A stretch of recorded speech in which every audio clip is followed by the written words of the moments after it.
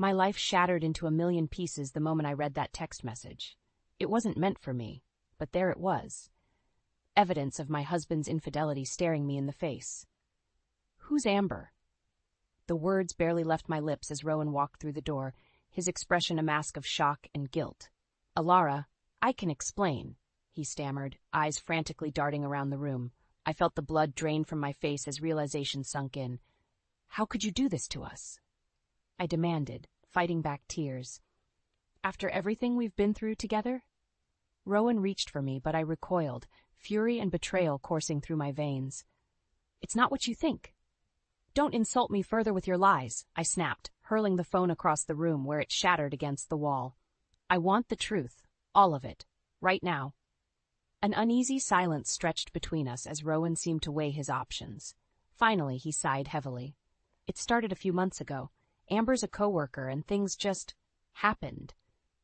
"Things just happened," I echoed in disbelief. "What kind of feeble excuse is that?" Rowan shook his head remorsefully. "I never intended to hurt you, Alara. You have to believe me." But I didn't believe him. Not anymore. How could I after such a profound betrayal of my trust, my love? Tears streamed down my cheeks as I grabbed my purse and keys. "Where are you going?" Rowan asked, a frantic edge to his voice. "Away from you," I spat.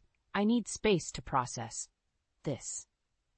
His protests faded as I stormed out the door and climbed into my car. My mind was a whirlwind of anguish and disbelief as I pulled out of the driveway.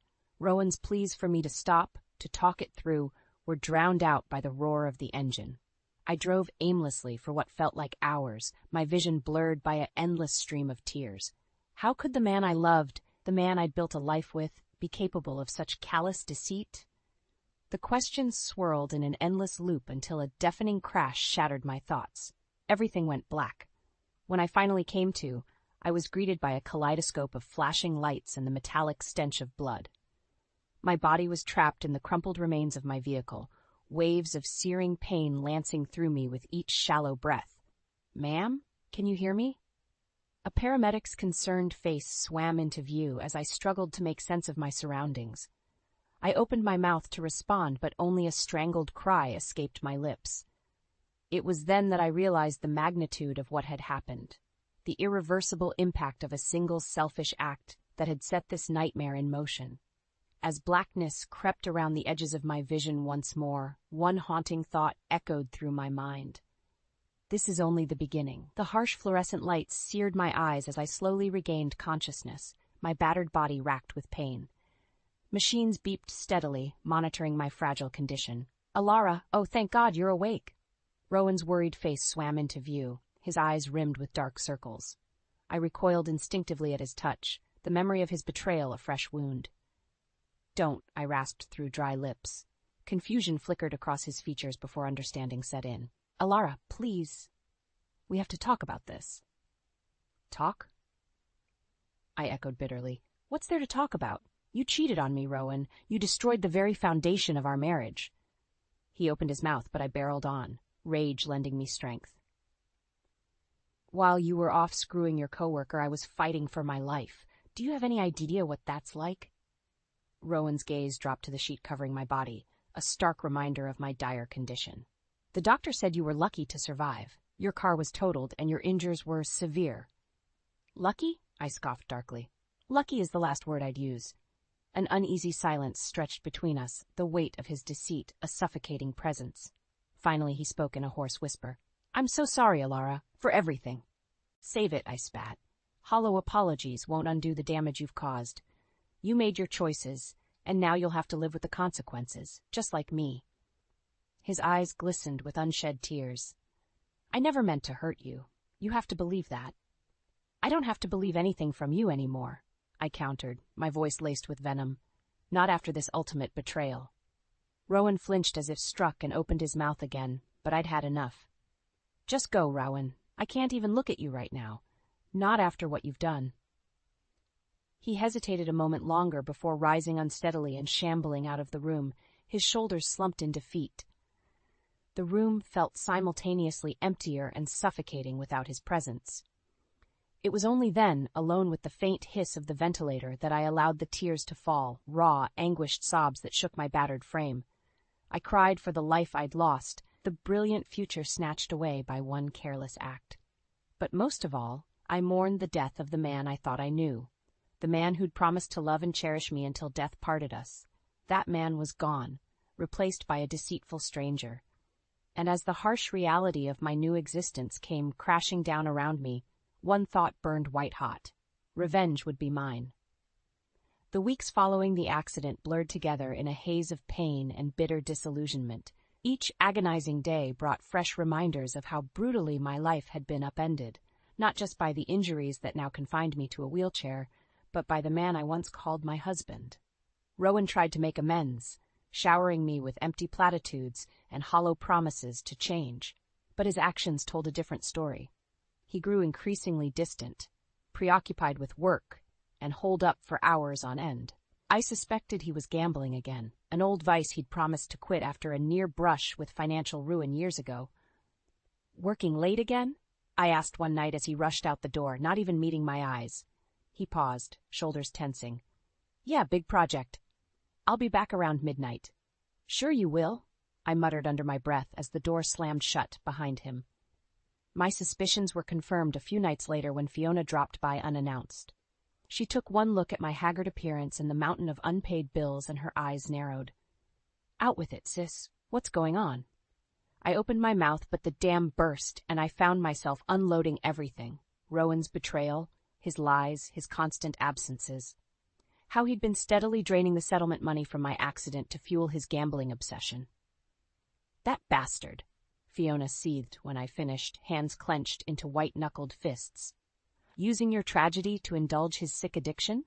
I'll kill him." "Get in line," I replied darkly. "I may be stuck in this chair, but I'm far from helpless." Fiona studied me a moment, a slow grin spreading across her face. "You've got a plan, don't you?" My lips curved into a bitter smile. "He wants to gamble? Fine, but he's going to lose everything." Over the next few weeks, Fiona and her private investigator husband Derek helped me gather evidence of Rowan's misdeeds. Lies upon lies were unearthed. Proof of his affair, bank statements detailing his prolific betting, even surveillance footage of his frequent gambling den haunts. The more I discovered, the sicker I felt. Not just at Rowan's deplorable actions, but at my own willful ignorance for so long. How could I have been so blind to the man he really was? Armed with the truth, I began systematically dismantling the life he'd so carelessly discarded. Explicit photos and details of his tawdry affair were sent to his family, friends, and employer, ensuring maximal humiliation. The evidence of his gambling addiction soon followed, circulating through the very circles that had once admired him. As his world crumbled around him, Rowan grew increasingly desperate, first with bargaining, then outright pleas for forgiveness. But I was beyond mercy. He'd made his choices, and now he'd reap the consequences just as I had. The final straw came when he foolishly attempted to beg for a portion of my remaining settlement funds, spinning a yarn about starting over fresh. That delusional gambler's fantasy was the last insult I could stomach. "You've taken everything from me. My health, my life, my future," I stated in an icy tone as I recorded his pitiful pleas. "Well, now it's my turn to take it all from you." The dumbfounded expression on his face as I played back the evidence of his own words, laid bare all his sins for the world to see, was more satisfying than I could have imagined. As the color drained from his cheeks, I felt a surge of vindictive gratification. The chessboard had been reset, and this time, I was utterly determined to be the last player remaining. With Rowan's world crumbling around him, the next phase of my plan kicked into high gear. I refused to be satisfied until he understood the full, devastating impact of his selfish actions. "You can't be serious about this, Alara," Fiona protested when I laid out my intentions. Exposing his affair was one thing, but going scorched earth, that's crossing a line. I fixed her with a steely gaze. He crossed the line when he decided gambling and side pieces were more important than me, than our marriage vows. Derek cleared his throat. "I'm with you, sis. The guy's scum and deserves everything coming to him after what he put you through." Fiona threw up her hands in exasperation but said nothing more. She knew better than to argue once my mind was made up. Over the next few weeks, Derek worked his professional magic, digging up every last sordid detail of Rowan's sordid double life, Surveillance footage, financial records, photographs, no inch of his depravity was left unexamined.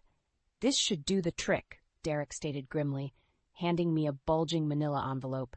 "Everything you need to bury that lying, cheating bastard for good." I smiled thinly. "Excellent. Time to unleash hell." My first strike was sending an anonymous dossier detailing Rowan's rampant gambling to his employers, along with evidence that he'd pilfered company funds to cover his losses. The fallout was swift. He was fired on the spot and faced potential criminal charges. Next came strategic planted stories across social media platforms and news sites, his lurid transgressions laid bare for the world to gawk at. Friends, neighbors, former colleagues, no one was spared from witnessing his utter moral collapse. Within days, Rowan was a pariah, a reviled, scorned man who'd sacrificed everything for his vices. It would have been almost pitiable if I still had an ounce of sympathy left for him. When he finally mustered the gall to confront me, I was ready. His eyes were wild, sunken into haggard cheeks as he stormed into the living room. "You've gone too far this time, Alara," he shouted, spittle flying. "Destroying my reputation, getting me fired. I'm ruined because of you." I stared back impassively. "I'm simply reaping what you sowed with your actions, dear husband. You've no one to blame but yourself." Rowan's face purpled with rage. "So that's it, huh? You'll just keep twisting the knife until I've got nothing left?" "Only if you continue deluding yourself that you're the victim in all this," I countered coolly. "Own your choices, Rowan. The drinking, the gambling, the cheating, I'm merely unveiling them for all to see." His shoulders slumped in defeat. I messed up. Bad. I know that. But we can start over, somewhere new, with whatever's left of your settlement money. Please, Alara, one last chance." I laughed derisively. "And be a party to enabling your self-destruction further? I don't think so. That chapter of my life is over." Rowan's face contorted with disbelieving anguish. "But I love you. You're all I have." "You should have thought of that before betraying me in the worst possible way," I said, unmoved. "Now get out of my house. Your self-pity disgusts me." He opened his mouth but seemed to think better of it. With one last haunted look in my direction, Rowan shuffled out, utterly broken. I'd won this battle. But as I watched his retreating form, I knew the war was just beginning. With Rowan's life in ruins, you'd think I'd finally be satisfied. That the scorching fury which had fueled my quest for vengeance would start to abate. But you'd be wrong. If anything, knowing he was out there somewhere, licking his wounds, and potentially scheming another way to slither back into my life, only stoked those white-hot flames higher. "You sure you want to go full nuclear on this guy?" Derek asked, arching an eyebrow as I outlined my latest plan of attack. "Seems like he's already been pretty well broken by your previous salvos." I shot him a withering look. "Broken? Hardly. Rowan's a cockroach. He'll just scurry off to lick his wounds before popping back up to start the cycle of destruction anew." "Your wife has a point," Fiona piped up. "That bastard's manipulative as hell. Letting up now gives him a chance to regroup and potentially worm his way back in." Derek held up his hands in surrender. "You're the ones calling the shots here. I'm just along for the ride." Once we were all aligned, the final phase began. I systematically released every last shred of proof documenting Rowan's abhorrent behavior, from the tawdry sexting exchanges with his mistress to bank statements chronicling how he'd gambled away my entire settlement in a matter of months. No ugly stone was left unturned. As the deluge of evidence flooded social media and news sites, the public furor reached a deafening crescendo. Rowan went from merely disgraceful to full-on pariah status practically overnight. Former friends, colleagues, even his own family severed ties, unable to be associated with such a bottomless void of moral bankruptcy. Throughout it all, Rowan remained utterly silent. No attempts at excuse or justification, not even so much as a whimper of self-defense. Perhaps he finally recognized how futile it was to deny the overwhelming truth. More likely, in my more vindictive moments, I suspected he simply had no one left willing to listen. It was during one of those moments that he materialized on my doorstep like a wretched, rain-soaked apparition. His eyes were sunken, rimmed with fatigue, as if each fresh exposed sin had physically aged him. Well, if it isn't the cockroach himself," I greeted him acidly. "Come to beg for scraps, have you?" Rowan flinched but didn't respond right away, almost seeming to shrink further into himself. Finally, after several agonizing moments had passed, he found his voice. I don't know what to say. What I've done, the pain I've caused you, there are no words. I let out a contemptuous snort. Really? That's what you're going with after putting me through this hell? You're right, he conceded, eyes glistening with what looked like unshed tears. I've been a miserable failure as a husband, as a man.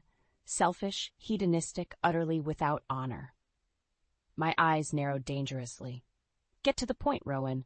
I have better things to do with my time than listen to you grovel. He swallowed hard before continuing in a cracked murmur. I was hoping, praying really, you might find an ounce of mercy and forgiveness left in your heart, that we could start over, just you and me, somewhere far away from here. The deluded, desperate hope in his voice was so palpable, it was almost pitiable.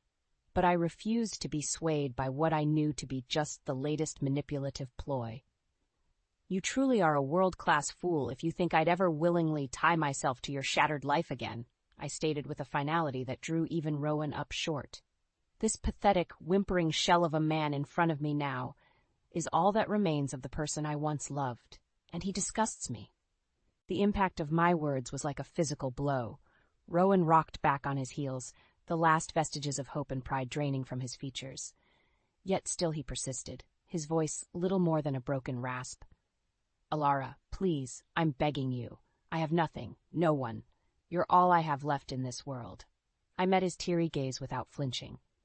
Then I suggest you get comfortable with having absolutely nothing, because that's your legacy after the deplorable life you've chosen, loneliness, ruin, a legacy of deceit and selfishness. Rowan opened his mouth but seemed to rethink whatever pitiful appeal he'd been about to make. Without another word, he turned and began trudging away into the encroaching twilight, shoulders slumped in utter defeat. As I watched him go, something twisted in my gut. Not regret, but a savage sense of gratification at reducing this once proud, arrogant man to such an empty, broken husk. The shell containing the person he could have been if not for his own selfish vices.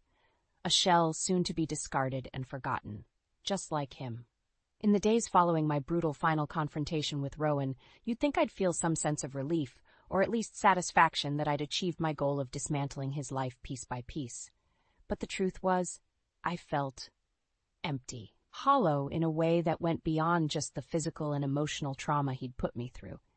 It was almost as if by meticulously stripping away every last vestige of the man he once was, the man I'd fallen in love with all those years ago, I'd also taken away a part of myself. Not regret, exactly. He'd brought this righteous reckoning upon himself through his selfish actions. More like a void where the possibility of reconciliation and forgiveness had once flickered, however faintly. You look like you're brooding about something serious, Dr. Hansen observed during one of our therapy sessions. Want to share what's weighing on you? I pursed my lips, debating how much to reveal. In the end, I figured she of all people could handle the unvarnished truth. It's about Rowan.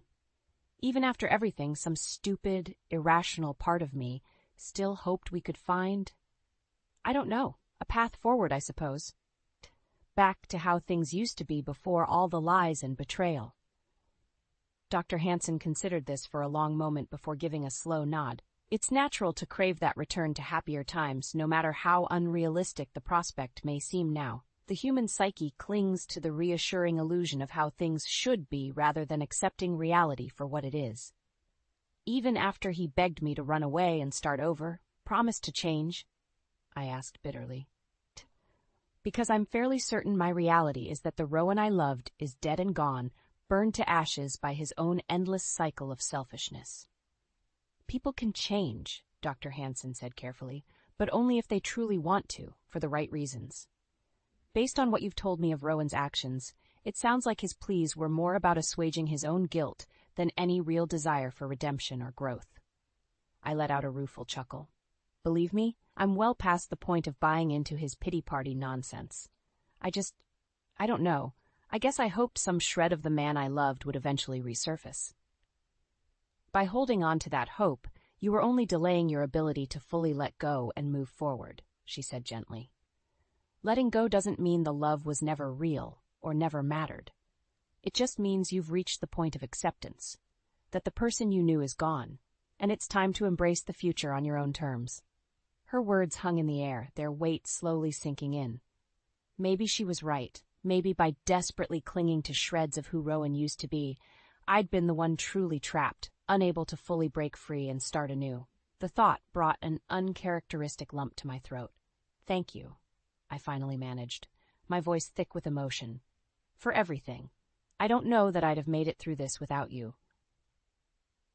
Dr. Hansen smiled kindly.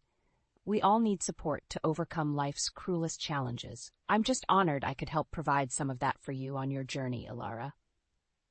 As I reflected on her wisdom in the days ahead, a profound sense of clarity and resolve took root.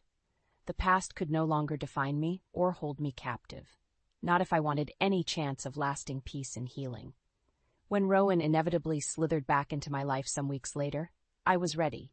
There would be no more volatile confrontations or cruel parting blows, just two people facing harsh truth in the dispassionate light of day.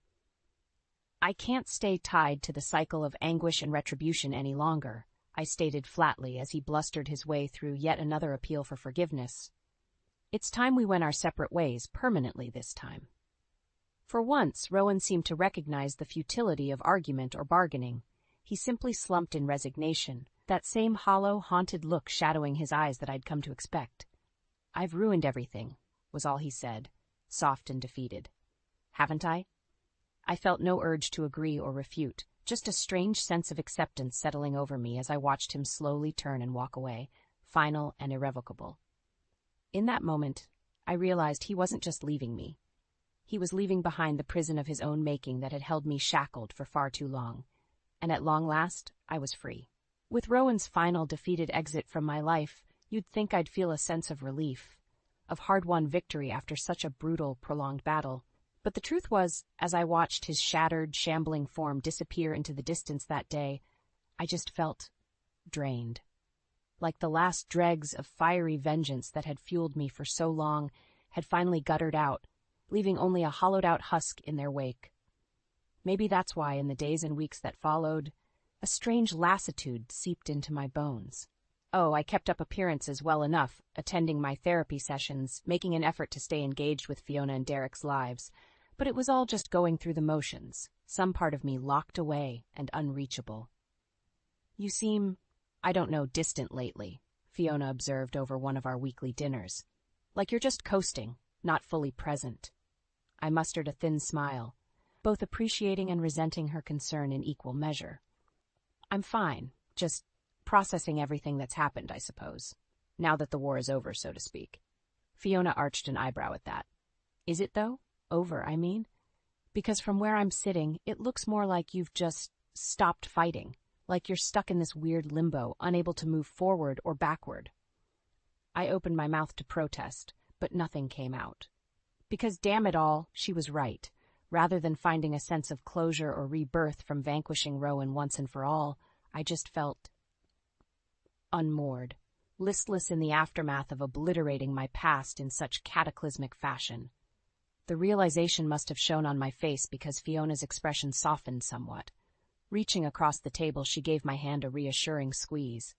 "Hey, I'm not trying to rag on you, sis. What you went through, what that bastard put you through, I can't even imagine. But you can't just shut down or go numb as some kind of coping reflex.